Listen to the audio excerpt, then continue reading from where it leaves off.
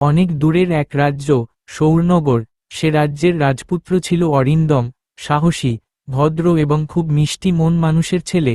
রাজা রানী তার বিয়ের কথা ভাবছিলেন, কিন্তু অরিন্দম বললেন, আমি এমন কাউকে জীবনসঙ্গী করব, যার হৃদয় সত্যি এবং যে প্রকৃতিকে ভালোবাসে।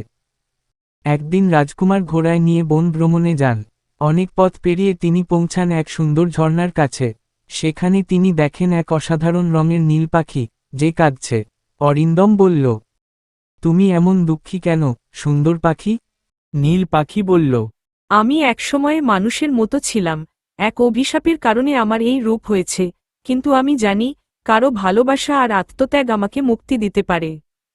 অরিন্দম তার কথা শুনে দুঃখ পায়। সে প্রতিজ্ঞা করে, সে কোনো রাক্ষস বা দানব না মেরাই পাখির মুক্তির পথ খুঁজে বের করবে। আমাকে মুক্ত করতে হলে 3টি উপাদান দরকার: 1. পাহাড়ি নদীর শুদ্ধ জল, 2. সোনার ফুল, 3. সত্যিকারের বন্ধুত্বের প্রমাণ। অরিন্দম শুরু করে যাত্রা। সে প্রথমে যায় পাহাড়ি নদীর কাছে। সেখানকার জল পাহাড় থেকে পড়ে মাটিতে আসে। জল আনতে হলে আগে নদীর কাছে একটি সততার উত্তর দিতে হয়। নদীর দেবী প্রশ্ন করে, তুমি কি কেবল তোমার কাজ সফল করতে এসেছ, না সত্যি কারো উপকার করতে চাও? আমি চাই নীল পাখি আবার হাসুক। আমি শুধু তাকে সাহায্য করতে চাই, বিনিময়ে কিছু চাই না। দেবী খুশি হয়ে শুদ্ধ জল দেয়। তারপর সে যায় এক জাদুর বাগানে, যেখানে সোনার ফুল ফোটে কেবল নির্বিচারে ভালোবাসা দেখানো হলে। সেখানে এক গাছ শুকিয়ে যাচ্ছিল। অরিন্দম নিজে তার জল দিয়ে গাছটিকে বাঁচায়। এরপর দেখা যায়, সেই গাছের ডালে ফুটে উঠেছে সোনার ফুল। অবশেষে সে ফিরে আসে নীল পাখির কাছে। পাখি তাকে জিজ্ঞাসা করে, তুমি যদি চাও, আমি ফিরে যেতে পারি আমার আগের রূপে, কিন্তু তাতে আমার সমস্ত স্মৃতি হারিয়ে যাবে, তোমাকেও ভুলে যাব। তবুও তুমি চাও?